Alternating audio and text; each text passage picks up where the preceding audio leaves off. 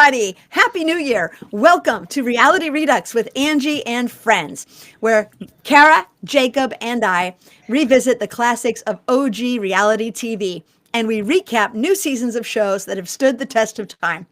Each week, we're going to visit with past and present show participants to hear about their experiences as they share stories and lessons we can all learn from. This week, as we gear up for the 9th season premiere of Gordon Ramsay's Kitchen Nightmares, Sharon, the plucky pastry chef from season 2, joins us to dish on life, love, baking, and famously flirting with Gordon. This is Reality Redux. Sharon, welcome. I am totally stoked that you agreed to join us on the premiere podcast of Reality Redux. You have been one of my favorite reality show participants for years, and I couldn't believe it when you said yes. So I wanted to say thank you so much for joining. And Kara and Jacob, thanks for joining me on this adventure. Hello. Hi guys, Happy New Year. Happy New Year. This is going to be exciting stuff. It really is. I'm glad that people are tuning in. We're going to have a heck of a lot of fun. And like I said, we're gearing up to do some recap of Gordon Ramsay's Kitchen Nightmares Season 9, which will be premiering next week. And as we warm up to that, I thought, what better way to do it than to bring back the OG queen of Kitchen Nightmares, Sharon. And Sharon, as you may or may not know, if you read your own press, you are often listed as some of the most memorable guests and moments from reality television, particularly Gordon Ramsay's Kitchen Nightmares. And for our listeners who might be unfamiliar with a show that was 15 years ago, I think, almost to the month, I'm going to read a little bit of how people summed up your experience there. Mashup.com made a list of most memorable moments from Kitchen Nightmares. And they said, smiley pastry chef Sharon takes a liking to Ramsay and flirts with him throughout the episode.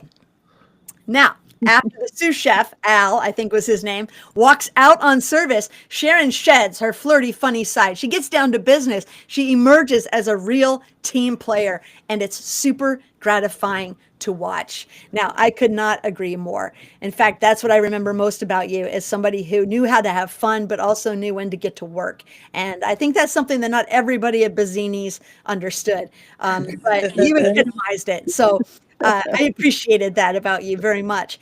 I think one of the things that Kara and I found out from being on the floor together, we were on season 2 last year, is whenever we talk to family and friends about our experience, whether we initiate the conversation or not, I would say 99.999% of the time. Kara, what's the question you get asked the most?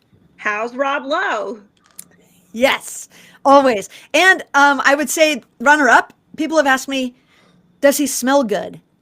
And I think that is weird, but also it kind of gets us to one of the famous moments between Sharon and Gordon on the show.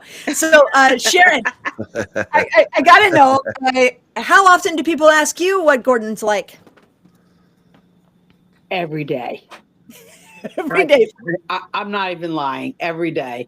Whenever they come, new people especially, they see I have like a poster on the door that shows the Kitchen Nightmare. I figured, why not, right? Yeah. And they always, some people just come for the cake and say, if it's good enough for Gordon, it's good enough for me. And they, often they'll just ask about him. How is he? Is he a prick? Is the first question I always get. Well, is he? How do you answer that question? Right. He's definitely not. They say, but is that made up? And I go, no, it's just that he takes the kitchen very seriously. That's what I got. He's like a really cool dude, but he takes the kitchen seriously. He seems like a really cool guy, but I always have to wonder, is like, how much blood pressure is that man really on? Because that man gets hyped up real bad. Yeah, I don't know about that. And what I see of him in more recent years, I think he's calmed down somewhat, except when I hear like about Hell's Kitchen or now I guess Kitchen Nightmares. But I don't know. I don't think his blood pressure gets up. I just think he like, I could so relate when people do like stupid things. You can't help it. Like, Absolutely. especially in the kitchen, like sometimes the girl who works for me, she'll go, why are you looking at me with that stupid, like, why are you looking at me like I'm a moron? And you can't help it. Yeah. You can't. Well, I think he's a triathlete, I believe. He's competed Yeah. in several Ironmans, right? And he Yeah. keeps in great shape. So I think that keeps his blood pressure down and keeps him looking well I also think he through the years. says, I also think Gordon says what everybody's thinking and knows to keep it in at work. I want to scream half. I forget which show when he put the pieces of bread on the girl and called her an idiot sandwich. Yeah, yes. There's times I would love to do that at work, but you can't. So I think We he's kinda get like, fired for doing those things. yeah, Yes. I would get fired for that. But I just feel like he says what Right. we all wish we could say at work, and that is his place of work. So Yes, and you're absolutely right. I think that is a bit of the Schadenfreude that the viewer gets, right? On one hand, for sure. we've all been dressed down at work. We've all made mistakes. We've all felt like an idiot. We Yeah. thank God that Gordon wasn't our boss in that moment at that time. But we also are like, yeah, they're being foolish. Yeah, they're Yeah. being silly. Call them out on that stuff. That's not okay. Yeah. And A he lot of does. people, a lot of people will ask, "Did he yell at you?" I say, "No, no." I would have yelled right back. No Yeah. way. Yeah, absolutely. Absolutely. I think there's this great line.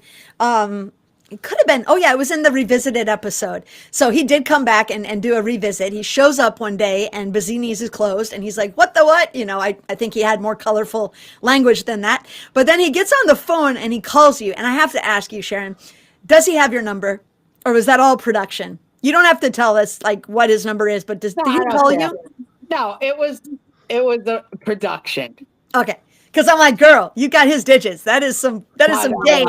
You've got Yeah, some okay. game right there. So he comes to the pastry place where you're working and asks you about what happened, and you explained. And he asked if you regretted anything, and you're like, no, I mean, well, yeah, the yelling and the fighting, not the best, but what are you going to do in the moment? And I think Paul had like thrown you under the bus, right? About like the Milanese salad or something. You'd piled the lettuce too high. I don't know what his Yeah. glitch That's was, what he right? wanted. I'm telling you, that's what he Yes. wanted. Yeah, and we all believe you as viewers. We're like, you're getting mixed messages. And Gordon says, yeah, he threw you under the bus. And you're like, yeah, and I'm not going to stand for it. And you said, Gordon, if you threw me under the bus, I'm not going to stand for it. And I was like, that's what I'm talking about. Like, you're real every time. Like, you're real with a celebrity. You're real with an average citizen. And I think that's what came across was you were genuine. Like, everything you said and did was not a put on. It was 100% authentically you. Right. And that's why I thought you were fabulous. Well, I appreciate that. I will tell you, it's interesting. I don't know how people remember from something so long ago. I mean, you can't believe I was in California with my son and he borrowed his friend's mother's car and we went to return it. And the mother was like staring at me and she said, "Did you ever do anything with Gordon Ramsay?" And, wait, I'm not. And my kid was like, "Oh my God, yes." And she goes, "You're the carrot cake lady, right?" And, and then two incidents. One, my other son lives in Seattle and he was on the bus and the guy next to him, he heard my voice. The guy was watching Kitchen Nightmares on the bus on his phone. My kid goes, "That's my mother." Oh my gosh. God. How weird is that? And then like the piece de resistance, right? I call Vistaprint because I'm trying to put a flyer together for the bakery. And the call center's in the Philippines. So I get the guy on the phone and I go, I want to do this. They're really good on Vistaprint. And I said, look in my portfolio. There's a shitload of pictures and maybe you could use one. I'm not lying. I swear to you, I'm not lying. All of a sudden the guy goes, "Oh my God, you're the carrot cake lady. Oy vey, oy vey." A Filipino guy in the Philippines. Like, what is the likelihood of that? Well, clearly, You're memorable. pretty good. Okay, but here's what the bottom line is. I'm still breaking my ass, baking every day, killing myself, carrot cake and all. Yes, I sell a lot more carrot cake, but still, I don't know. I thought maybe it would be a little different. Yeah, like the fame would translate into greater success in other ways. Yeah. like, listen, Oprah, she talked about this company. They had the best red velvet. She put them on the map. Yeah. You know Yeah. what I mean? Yeah. We I need think you to, we that's need to get you, important. we need You to know do a what? spread in O Magazine or something and give you some more props there. Right. I was going through a divorce at the time, and I remember I was outside crying. My ex-husband was brutal, and Oh, I was outside, and Gordon was looking for me to talk to me about something, and he was saying, "Where's Sharon?" I heard him, and I was outside, and someone said, "I think she's outside," and he came outside, and I was hysterical, and I said to him, he was so comforting too, I have to say, gives you a hug. He's very nice, and I said, "I just hope everybody wants the carrot cake like Oprah." I gave him the whole rap. I mean, I, I get sell a lot of carrot cake, though. I will tell you that a Oh, lot. good. yeah. So Well, I hope you'll sell more after this. In fact, I will be honestly. Toward the end of the episode, I want to ask you about your coconut cake because I'm getting ready to place some orders. But I think you were working in a what we would call now, and I don't think they had the same language back then, a toxic work environment. I think 15 years ago, the idea of an environment where there was mercurial management and dysfunction and abuse wasn't something that everybody could get out there and complain about. I think it was, I grew up with, hey, you're lucky to have a job. Yeah. Suck it up. You're lucky to have a job. There's some people who don't have a job. Now, 15 years later, you get more pushback. There's social media that's deeper penetration for cancel culture, getting rid of bad bosses. I think we have a greater language to support the things you were dealing with then, and a lot of that it's sad to me that it was entertainment to a degree, but it is what it was at the time. You were, like you said, going through a divorce. You made a good crack about that when Gordon said, famously, "Oh, you made love to this cheesecake, Sharon."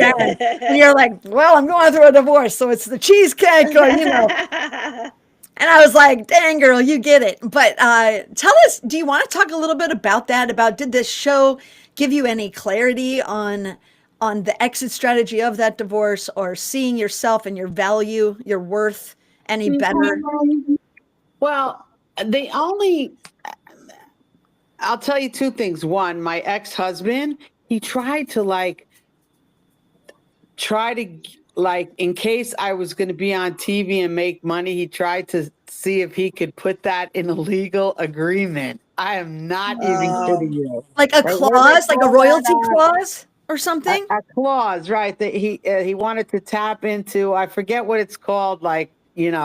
When you're on TV and potential. But he hated. Residuals, Yeah, residuals. he hated that I did that, but it didn't matter. I mean, I was getting divorced. It was a very bad time. And Paul, the guy who owned the restaurant, I was annoyed at him because he took advantage of a single mother. Like, he didn't pay me for stuff prior to the show. But then his wife was my friend, and she said, "We want to do Kitchen Nightmares." Well, I wasn't cutting my nose off to spite my face. So we auditioned for the show, and I had a fight with him at the audition. I mean, he just wasn't being real. yeah. And so, we got approved immediately. We got approved, and I left not long after. He was really very mean to me, and he was so pissed because he goes, "Oh, so Gordon liked you, but he didn't like me." He was such a dick. He That's the wasn't only way. likable. He was not No, likable. right. He really wasn't.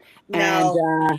he And badmouthed me around the neighborhood. He lived only 7 blocks away from me. And to tell you the truth, I didn't give a shit that he badmouthed me. I just did not care yeah. because everybody could see how it was. You know what I Yeah. mean? I just did my thing. And it kind of, the show, though, one thing I will say, solidified my idea to go into the food business. I was doing it, but I had another business at the same time. It was in the medical field. I was self-employed for 25 years already. Wow. And being with Gordon and him, telling me, the reason I think he liked me is he saw that I gave it 100% of myself. And I really think that he appreciated that. That's his shit. You know what I mean? His MO, he goes for that. I think, that's important. And so he really made me realize that this is what I'm going to do for a living for the rest That's of my awesome. life. Yeah, that's very awesome. And I do agree with you. I think that passion is the number one ingredient in the kitchen, in life, everything. And I think Gordon talks about that. I think that's why he gets as animated and excited as he does, is he's protecting a profession that he's profoundly passionate about. And And and I, it's art. He's an art. They're yes, all artists. Chefs are artists at the end of the day. And what artist doesn't get passionate about their work? If you exactly, don't, then don't do it. Right. exactly, You know what I exactly. mean? Yeah, the meal that Paul gave him that on your episode, right? He comes in as Oh, the story goes, and oh my gosh, I didn't want to eat that. It was the he called it what the elephant's foot, like pounded Yeah. chicken. That yes. was a rock. Oh, Um, it's a the, nightmare. Oh, the yeah. Was it the risotto, the the plate risotto. flipping Yeah. that it was sticking? Risotto. He did like the Dairy Queen blizzard trick, like it Yeah. didn't move off the plate. Right, right, Yeah. right. It was And gross oh my, looking. and it looked like, well, it looked awful. But I think that's a moment where it's disrespectful to the food. It's disrespectful to the patron. It's disrespectful to the craft. And I Yeah. think that's what hurts him. And like most people, when you get hurt, you fight. And I think when he saw you, he said, you made love to this carrot cake. This is passion. This is passion. And that's something that Paul seemingly had lost years ago. Yeah. Even his wife said, "You're dead inside. You've given up." Ooh. It was, I don't know how they're doing today. And I don't want to talk about other people in that way, but I can't imagine that it's rosy, because it felt to me as if he had just given up on everything, not just the kitchen, everything. And I think anybody like that who's going to come out and badmouth you, people, it's like, consider the source. He wasn't, as Kara said, terribly likable. I think he was No. probably in a deep depression, to be frank, and I feel Yeah. badly. But he shouldn't have been dragging other people down. And I'm really glad that you were able to step away from that situation. And I Yeah. think stepping That's away my from personality. yeah, I can't, fuck him is my attitude. You know what I mean? Yeah. yeah. So, as Well, I far So think as you guys that. aren't still friends, I take yeah. it? You don't go to the Bazzinis for holiday dinners? Yeah. You didn't go for Thanksgiving at Bazzinis? No, One question Well, I you want got to a ask report her. card this year. no, I worked there for like a hot minute after the episode ended. And I had 2 kids. I was a single mother, and he just broke my chops. And then that, like 2 weeks later, no way. I was like moving on and moving up, and I didn't have time for that. And I didn't need to. I mean, he was like treating me like crap. Yeah. Was awful. I said, Yeah. forget it. I really tried to help him as a friend, as a, it, no. He just, that was it. After that show, he didn't want to know from me. Jacob, you had a question for Sharon, I think. What was it? Yeah, so we have to touch back on this. I'm going to go back a little bit because you mentioned that you had to audition for the show. So I'm curious, how does this audition look for that you auditioned for Hell's Kitchen? Oh, you mean Kitchen Nightmares? Yes, sorry, Kitchen Nightmares. Yes. So this is what happened. His wife called me and she said, we want to try, go for Kitchen Nightmares. They wrote a letter. Paul or Leslie, that was his wife, Leslie. She wrote a letter, and I guess they have these casting agents. They are awesome people, 2 twin sisters. They're amazing, Lisa and Debbie. And Leslie said that they must have reached out and would I be interested in coming back to the restaurant to work. So that's when I said, all right. So we all got to, they said there's an audition, and they came and they filmed us during the audition, and we sat and they asked questions. And of course I can't contain myself. And like some of the things like Paul was answering just he wasn't keeping it 100. And Yeah.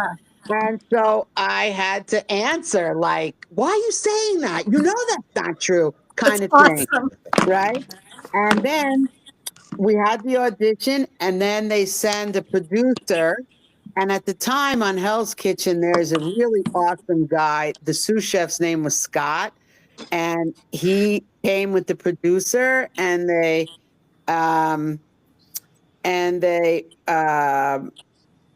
I'm sorry, my phone, I got a text from the aide who takes care of my mother.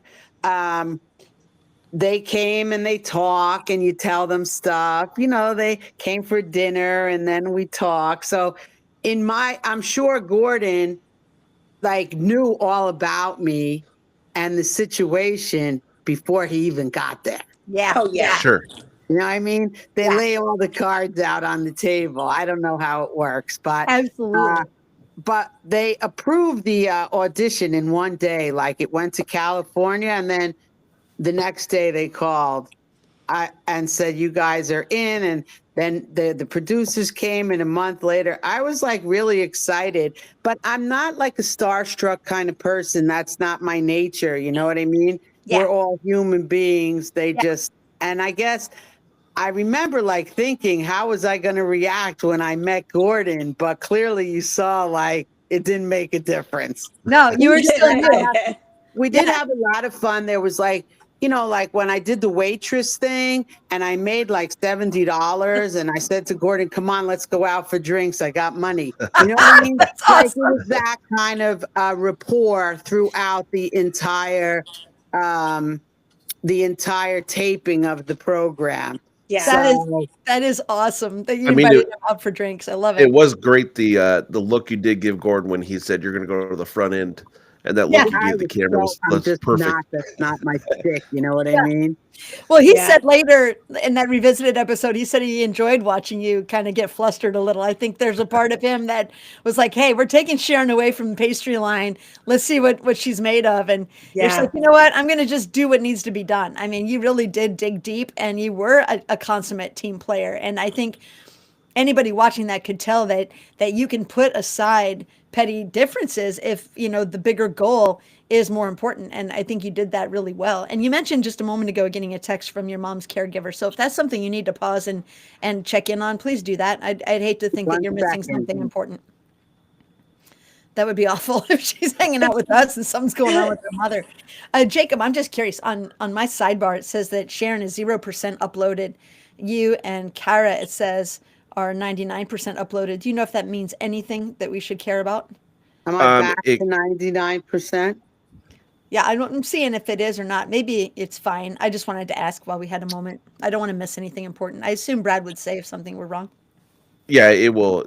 She'll just have to wait a second before she fully signs out. Oh yeah. Okay. tonight. So Sharon, So, when we're all done, just yeah. hang out with us before you exit the system. Is everything okay with Mama? Yeah, I Okay. just answered her, so Okay. it's fine. Good. Good. Good. Good. Yeah, I think what's funny is you have this and Kara can speak to this better than me, I suppose. A certain New York can do, hard tack kind of persona. Like nothing really is going to shake you up too much, and that if something needs to get done, you're going to get it done. And I'm super like enthralled by that attitude because I think you don't seem like anybody who makes an excuse, and you just kind of dig in and do what needs to be done. So it sounds like you're doing a fab job of also watching out for your mama, but the rest of your family. I assume your sons are grown. Are they close to you? Do they live Oh my nearby? God, they're amazing. My one son lives outside of LA. It was a bad time during the show. He was a young kid. I was going through a divorce, but he ended up getting his shit together and he graduated from Cornell and he Oh, designed excellent. rockets for SpaceX. And he is just such a fan of his mom. His friends recently, he called me to show me that I was on TV at his apartment. And the kids that were there with them, they're like, Matt always gasses you up. And and he always loves to show, like the kids love to watch the show. That's They awesome. do. It's so funny. And my other son is an engineer and works for Amazon in Seattle for web services. So they turned out really well, and I'm very Awesome. proud. And they have the same work ethic that I do, which I love. Good. And so it's all good. I'm really glad. How about I'm curious if you kept in touch. I know we mentioned the restaurant closed, but it seemed like there were several likable folks there. I know Al went kind of AWOL in that episode, and we never did see him again. But the server, what's his name? I think his name was Alex. I swear he looked like somebody who was probably like one of those struggling actors. He had the perfect stash. He had some charisma. He seemed to be really friendly with everybody. Are there folks like that that are still in your life, or have you kind of cut ties with, I didn't with the cut whole ties, group? but I was a lot older than most of them anyway.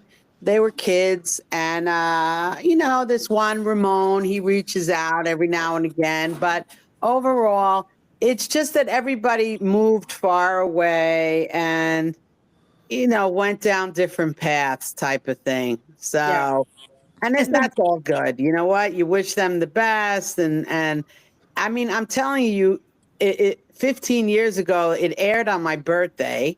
And Oh, you would never know. And the thing is, there's clips like the 5 best things that Gordon enjoyed over the years on Kitchen Nightmares. And there's things like that. So people see those clips in their feeds. So that's where, but a guy came in just the other day and he said, "Oh my God, I saw you on Kitchen Nightmares. I knew it was you, the voice, the voice." And I'm like, really? So I had a cop stop me and say, "You were on Kitchen Nightmares." Oh, the reason he stopped me is because he knew Paul very well, and he said he was waiting to go into the police academy, and he worked in a restaurant where Paul was, and he hated him. So he always showed the Kitchen Nightmare to make him look like a jerk. So he said, "I'll never forget your face as long as I live." Oh Isn't my that gosh. crazy? Oh my God, I'm telling you the things I hear over the years. I was in Dallas in the airport, and the person who worked there came up to me, "Were you on Kitchen Nightmares?" Like, I just can't comprehend that. How could somebody remember something like that? well, I think it was, you know, we were so used to that show being successful because, quite frankly, of a lot of negativity, negative energy, toxicity. And then Gordon comes in and tries to light a fire and resurrect things and make it better. And there's occasionally a few plucky servers or bartenders with a couple of cute quips. And maybe there's a customer who's a regular who says, "Oh, I really wish they'd get back to the way they were." But most people aren't like lighting up the screen. And you got the long suffering wife. Was it Leslie? I think was his wife. She was kind, and you could tell she had just been putting up with a lot, and Yeah. you could tell that you'd been putting up with a lot. But you just had a certain pluckiness, even in that toxic environment, for you to be able to just shine the way you did, and you knew because you're like, I do something well. I make Yeah. good cake. I and honestly, I also think people like to see a bully, which is what Paul was being at the time. People like to see them put in their place, and you put him in his place, girl. You really did. Like, I'm not taking your shit, and that's it. And Yep. I think Right, people love to see that. Enough with the arugula on the Milanese. It's Yeah. enough, it's Right. right, enough right. already. You Right. know, You know. the other thing that's interesting is often, maybe not every week, but close to it, I get a direct message like on Instagram or Facebook, and it'll be like, "Hi, I'm writing from Australia."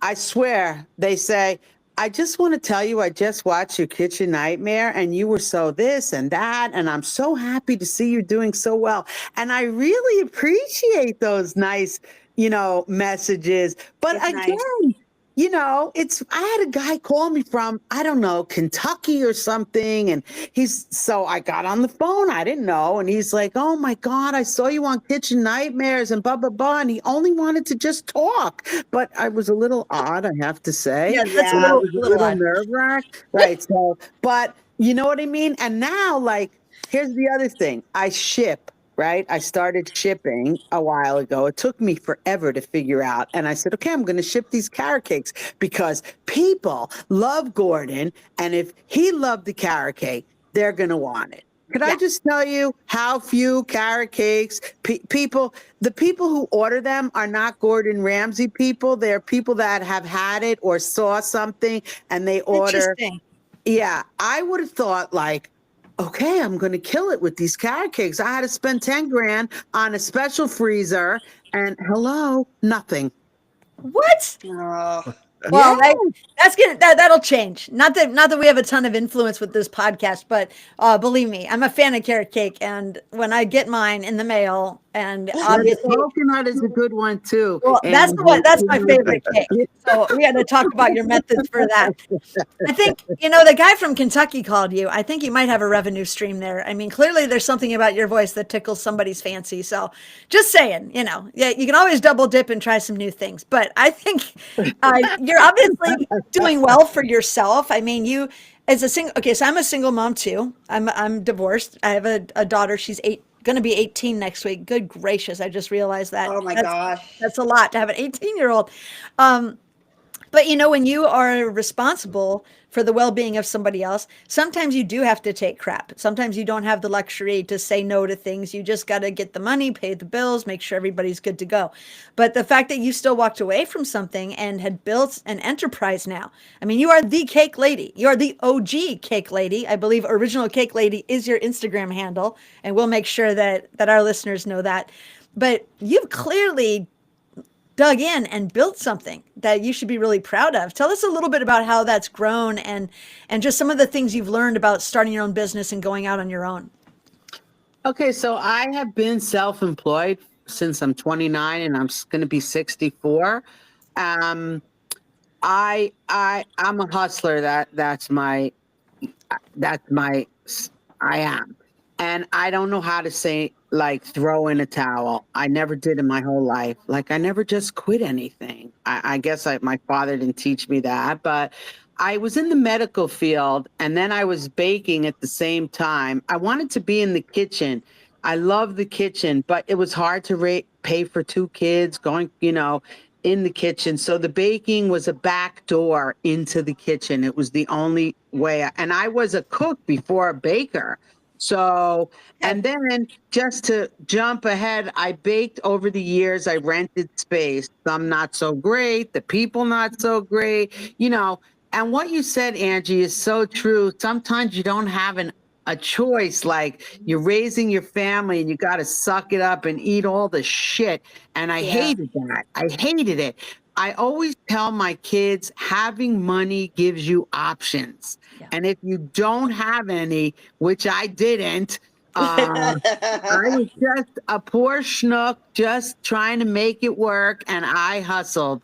So, over the years, I baked in various places for restaurants around the tri-state, in the city and around. And then I baked in a tavern. He had like a little house on the periphery.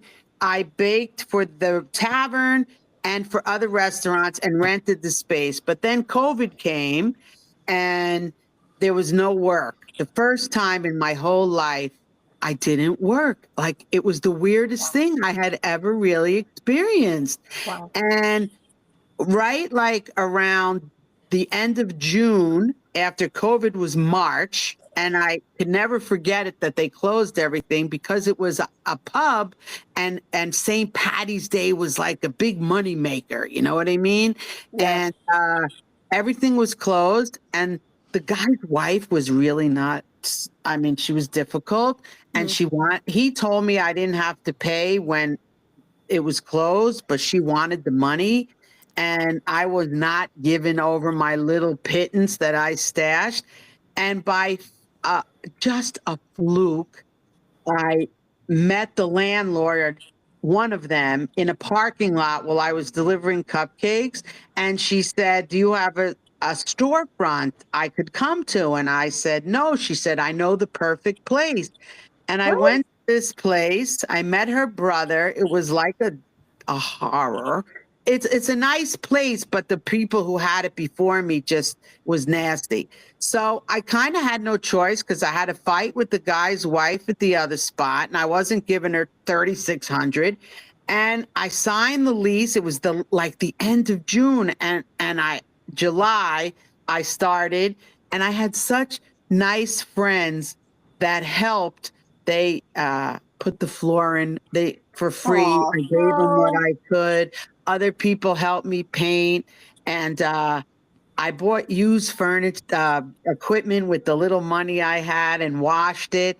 And I got the place looking good. I only, one friend loaned me the money for a case.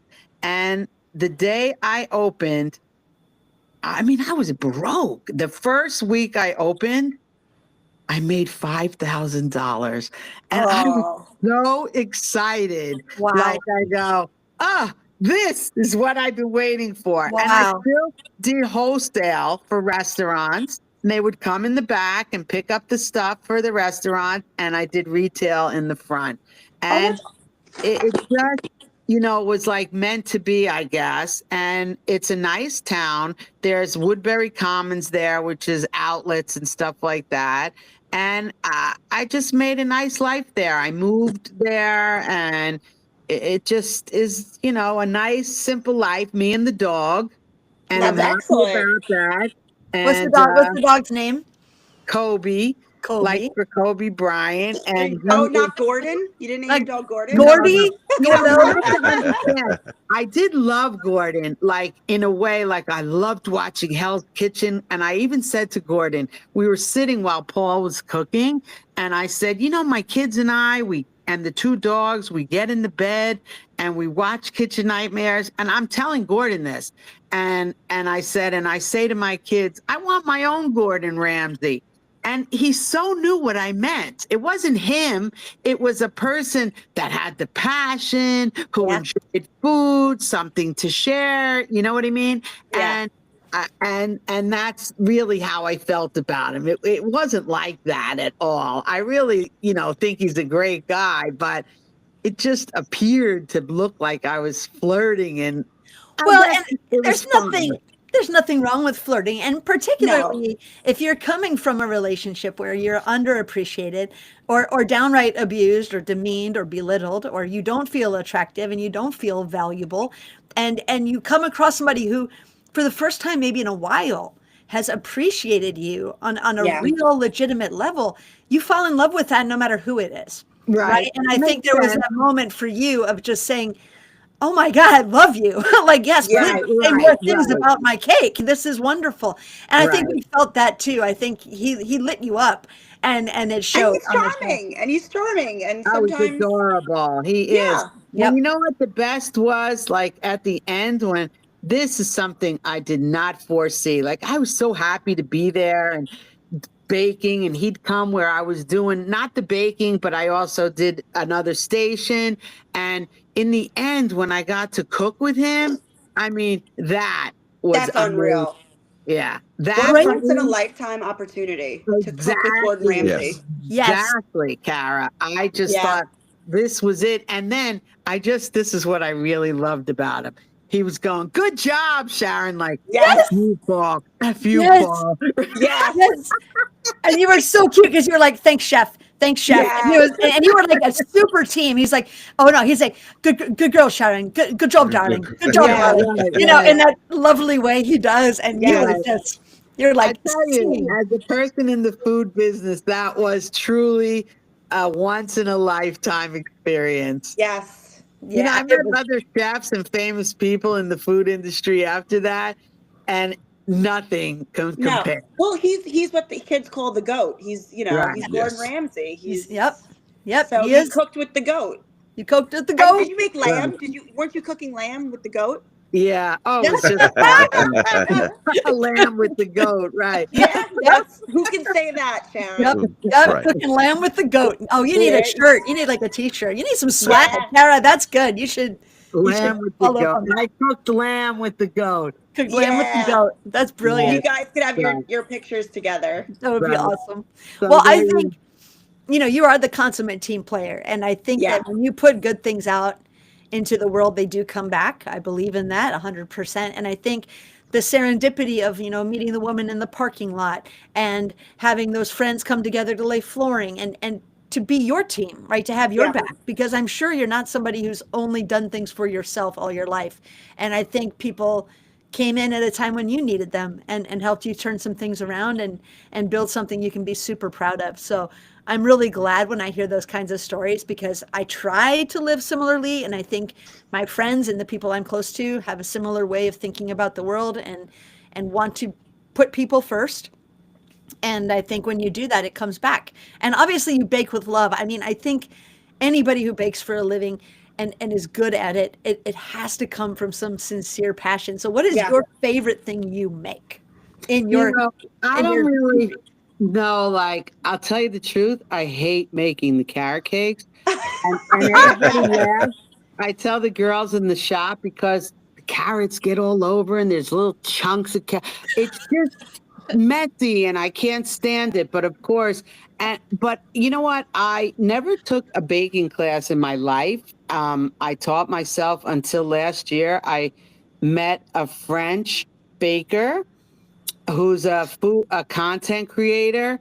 He's amazing. So I took a boot camp class in Manhattan, and just to advance on the like what I had already known and a few things I didn't. And I fell in love with him. Like he is the greatest guy. His name is Fred. He's amazing. And I drove to Boston and took a private class. My son Oh. treated me, and I went for the day. Like I stayed with friends, but I had a class with him the whole day, and we did macarons and some Mm. other things that advanced that I did not know. And so I guess that I love doing the macarons because you could bling them and you could make them fancy. I miss my calling as a French baker. If I could do it again and I was a young girl, I would go like for French pastry because Oh, I just wow. love it. But you have to cater to your neighborhood. You know what I mean? So I could make entremets and and then they could sit there. So yeah. Yeah. it's no good. But I get very excited to this day with like, I made something the other day and I was so excited. I like went outside to where the customers were and I go, look at this. You just look how perfect this is. I was Oh, so excited they were cracking up. But that's just my personality, you know. Listen, no matter what, no, even the most advanced bakers, some things like you make it and you go, God damn it, that's awesome. You know what I mean? yeah. Yep. And you And should. so And I think that's what Gordon was trying to say that whole episode with Paul. He was trying to say, like, where's that spark? Where's that pizzazz that clearly you have for your food? Because it's an art, and artists should get excited about it. Because Yeah. why do I want to eat something that a chef or a baker goes, it's all right, Yeah. and shoves it out there, you know? Exactly. And at the end of that episode, he said, I don't believe in you, Paul. Yeah. I really don't believe you're going to do this. He said the longevity of this restaurant depends on Sharon. He basically said as much. And then he kind of dismissed you from the dress down. It's like when a teacher is getting ready to tell all the class that they failed a test, except for that one star student where they're like, yeah, you can go yeah, now. You can go Yeah. now. You did the right yeah. thing. Everybody else, you're gonna get a talking to. But I kind of knew at that moment, if Sharon leaves, they're done. And I don't blame you 1 second. I think it was a growth experience, and I think Yeah. you learned from it, and then you moved on and did better for you. And obviously, like you said, your sons are proud of you as they should be. I know Gordon said, you have something unique, and he goes, and that's you. I Yeah. mean, Right. And and it's true. I have to say, having my own shop and the girl who works for me, she does the decorating. She's not really a people person. She's a great decorator. She's gotten a little better, but she's not a people person. Uh-huh. And part of the business is being a people person. Like Of course. I love my shop because it's a very neighborhoody kind of place, and people come in and I know what they want before they place the order. And the girl came today. If she's like, everybody has their crack. One has the chocolate cake, one has the carrot cake. Everybody has. And the personality of greeting the people and making them feel comfortable and all of that. And just like I have a family that's been coming there for so long. And they're like a little odd, but I grew to love them. And when they didn't show up for a few weeks, I called them because I was nervous. Yeah. Like, and so someone said, "You're the only baker I know who calls people to make sure they're okay." But they also the father was not working, and the money was a little tight. It's Oh, grown up kids. Two are like handicapped mentally, but they function okay. And she said, like, we don't have, I said, listen, you've been coming here for so long. Don't worry about the money. Come and don't worry. And then they ordered a cake, and the daughter called to make it a 6-inch. And I got on the phone, Melissa, why are you making the cake a 6-inch? She said, well, I said, listen, don't worry. She came, I gave her the bigger cake. I didn't charge her because it's like my way of, I don't have a lot and people helped me, but yeah. I could only give back, you know, that way. And even though Yeah. it may seem like nothing, I know what it feels like to not have, and they want to come for cake. And I would give them either for free or discounts. Now they say everything is good. Another guy, I called him, is your family okay? I haven't seen you. And I said, no pressure. You don't have to buy anything, but poke your head in. And so I know Yeah. you're okay. You know what I mean? Yeah. And so that is part of what I think Gordon meant when he Yeah. said that I was crucial. It's going up to the tables. How Yeah. are you? I Yeah. mean, I don't have that with the tables, but we have a couple, and people are in there, and I'll be like, how is it? Do you like it? You have to, Yeah. I don't know. That's part of it to It's me. the life. It's the Listen, lifeblood. yeah. I live by so many fabulous restaurants, but we tend to go to the same restaurant because we have one waiter there, Freddie. We're like, no, let's just go see Freddie, and it's not even about the food. It's not about anything. It's just, he told me something from the week before you want to catch up on. That's a huge part of the business. That's the heart and soul of it. Yeah. And that's why I think so many restaurants fail because Oh they may yeah. have a good concept and they've done their homework with their business models and their P&Es and their, inventory and their trend set. And then they have cold, calculated business types Yeah. who don't have the soul to make people feel like they're family. Yeah. And I think that's when you come back. I know, like my Starbucks, anytime I leave town for more than a week, I have to let them know because they were scared to death when I went like to visit my family for a month in DC last summer. They're like, "Oh my God, we thought you died. Like we didn't know how to reach you." And I felt like a responsibility, and they felt the same. And I think when you feel that, you know you've got something that works, and clearly Yeah. you have a winning recipe there. And no pun intended, although I'll take the pun. It's not as good as Yeah. cooking lamb with the goat, but I would say It's all good. It's all that good. Sharon's got a winning recipe. So I'll tell you what, we're getting close to the end of the pod. I wanted to ask you, tell me a little bit about. I have two questions. Carrot cake, does it have nuts in it or no nuts? Mine, no nuts. No nuts. I Okay. do that. I never did use nuts because, the nut allergy thing. Understood. Right. Understood. And people then would, I had to post a few times as a reminder, we don't use nuts. That's like a big deal. That's very fair. It's a thing I like in my carrot cake, so that's fine. It takes it off my list. We're going to coconut cake though, because that is my favorite cake, and I always get a good coconut cake from Low Country, South Carolina, every time I'm down there visiting, and I've had terrible imitations all over the country, and I want to know, can you tell me a little bit about what makes your coconut cake special? Okay, so I am a big believer in simplicity in my cheesecakes, my cakes. Like my chocolate cake is dark chocolate, very simple. The coconut is a yellow cake, white cake, vanilla filling with coconut all around, but the cake is moist. It's just the amount of sweetness in the cream to the ratio of cake. But if the cake is not moist, you're through. That's it. And 100%. I have to say that it's a very simple cake, but it is like a very close second to the carrot. All right, all right, all right. Well, I think I know what I'm going to stock up on. Oh, do they freeze well? Can I slice and freeze? Sweet. All right, Yeah. then we're Slice feeling and good. freeze is the way to go. All right, good. Well, I'll be in touch later, of course, to place an order. Kara, Jacob, you got any favorite desserts you want to ask her about? I'm just curious. I might have to order some for you guys and get it delivered. What do you like? Oh, I'm a strawberry shortcake kind of gal.